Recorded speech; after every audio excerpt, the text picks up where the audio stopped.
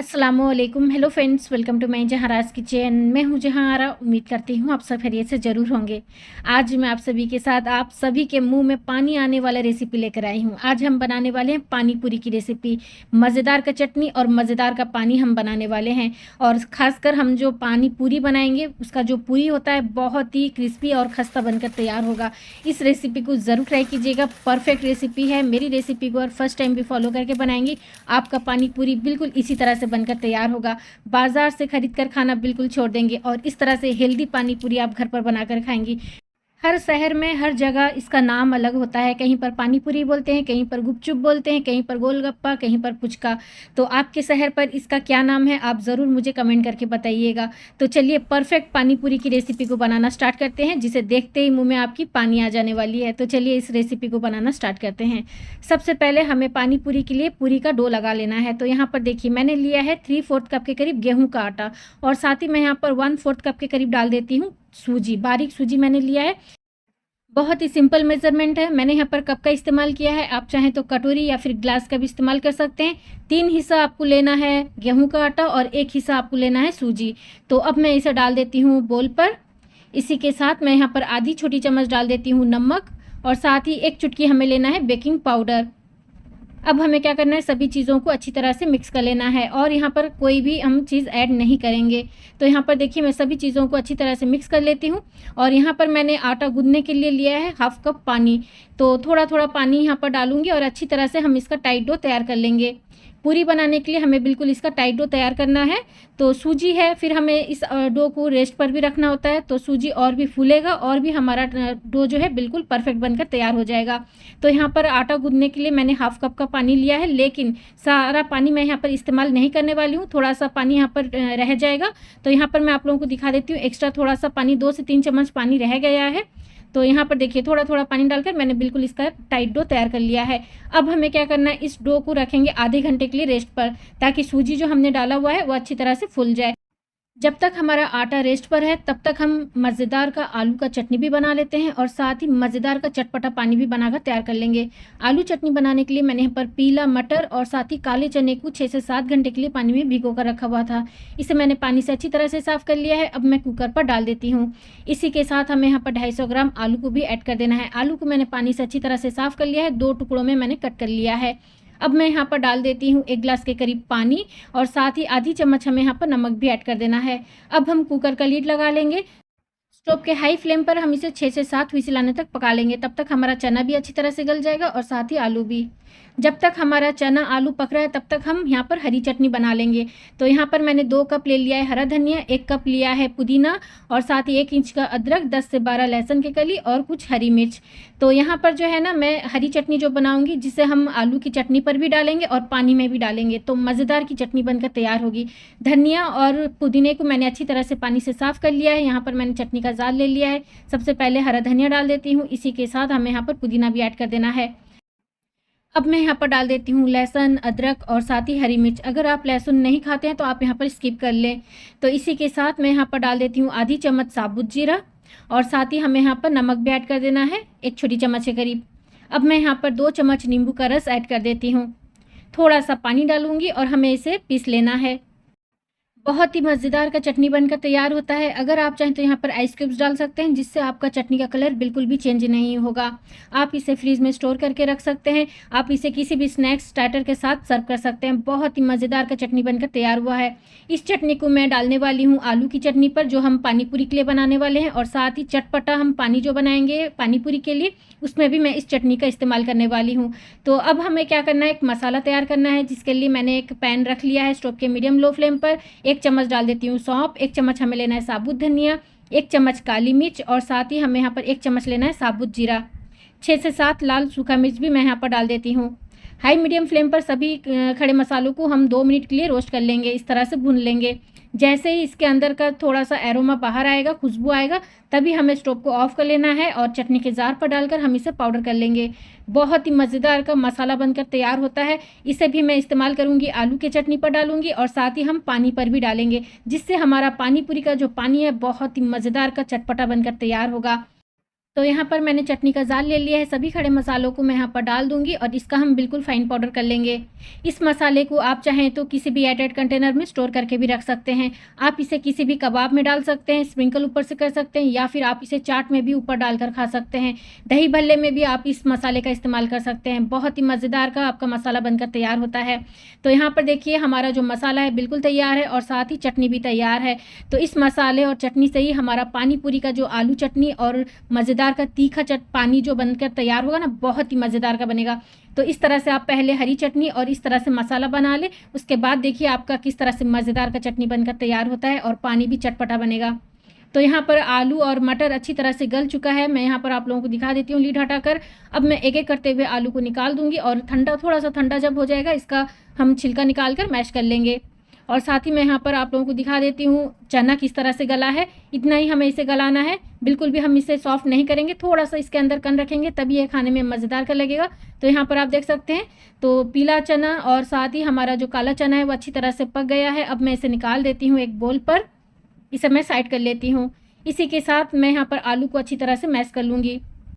हर जगह हर शहर में पानी पूरी का जो मसाला होता है यानी स्टफिंग जो होता है अलग होता है। कहीं पर रगड़ा चाट बनाकर उसे पानी पूरी के अंदर डालकर सर्व करते हैं, कहीं पर इस तरह से आलू का चटनी बनाकर उसे सर्व करते हैं, कहीं पर आलू को मैश भी नहीं करते हैं, उबाला हुआ आलू और साथ ही चने को डालकर इस तरह से पानी लगाकर सर्व करते हैं। लेकिन मैं यहाँ पर जो बना रही हूँ बिल्कुल हमारे यहाँ पर जिस तरह से बनता है आलू का मसाला, मैं वही आप लोगों के साथ शेयर कर रही हूँ। आलू को मैश करने के बाद मैंने दोनों चने को डाल दिया है। इसी के साथ यहाँ पर फाइनली चॉप करके प्याज भी ऐड कर लेती हूँ। अगर आप प्याज नहीं खाते हैं तो प्याज को स्किप कर लें। इसी के साथ हमने जो मसाला तैयार करके रखा हुआ था अब मैं यहाँ पर 1 चम्मच डाल देती हूँ। इसी के साथ मैं यहाँ पर डाल देती हूँ 1 चम्मच चाट मसाला पाउडर। और कोई भी पाउडर मसाले इसमें नहीं जाएंगे क्योंकि सारा मसाला जो हमने पहले पाउडर तैयार कर लिया है तो उसकी वजह से हम यहाँ पर और कोई मसाले नहीं डालेंगे। अब मैं यहाँ पर हरी चटनी डाल देती हूँ 4 से 5 चम्मच भरकर। इसी के साथ हमें यहाँ पर इमली का भी चटनी डाल देना है।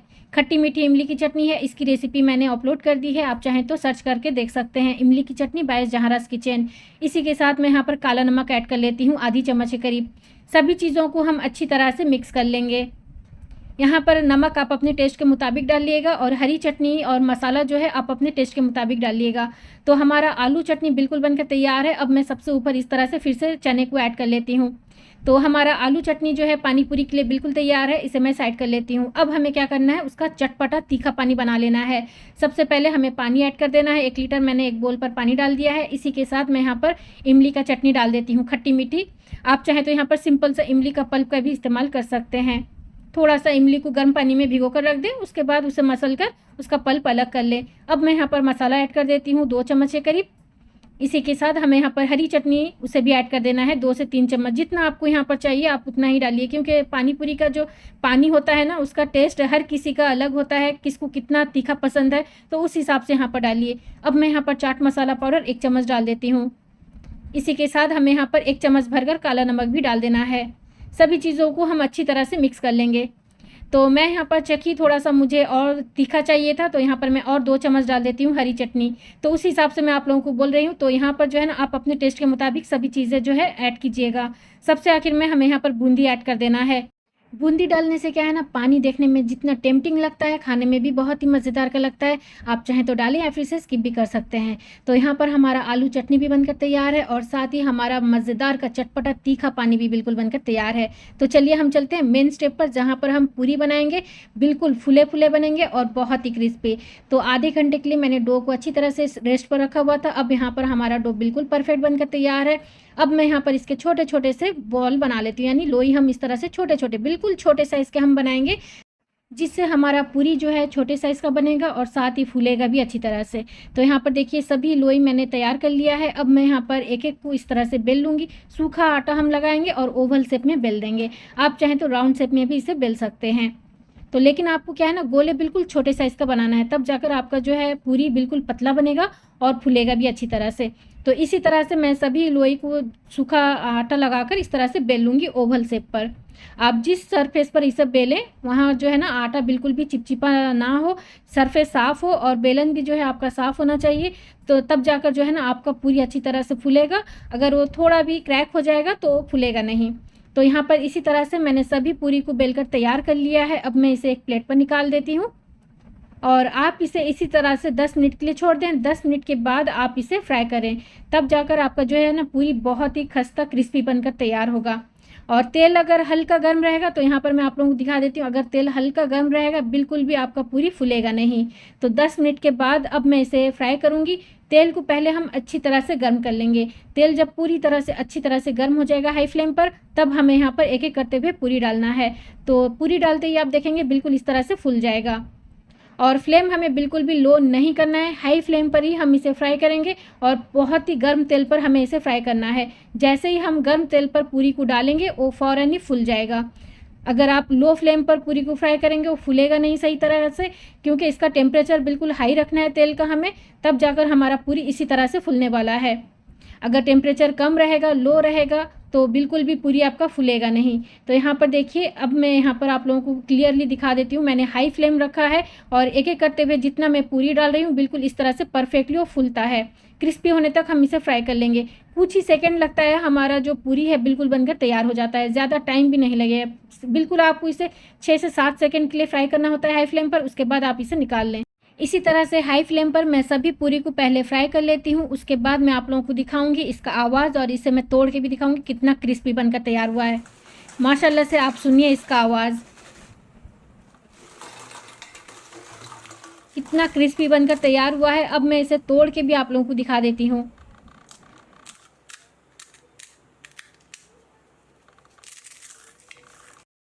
पूरी का आवाज़ सुनकर आप अंदाज़ा लगा सकते हैं कितना क्रिस्पी बनकर तैयार हुआ है।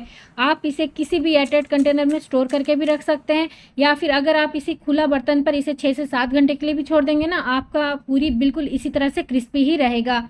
तो इस तरह से आप इसे सर्व कीजिए आलू की चटनी के साथ और तीखा चटपटा पानी के साथ। बहुत ही मज़ेदार का पानी पूरी बनकर तैयार होता है। एक बार मेरी रेसिपी को फॉलो करके ज़रूर बनाइए।